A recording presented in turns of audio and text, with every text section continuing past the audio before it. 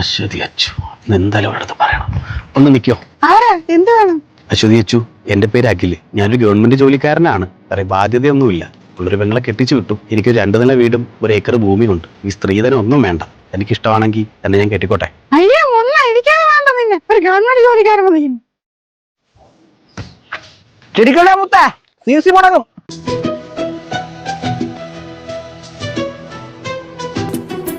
അനുരാഗവിലോചനായി അതിലേറെ മോഹിതനായി പടിമേലെ നിൽക്കും.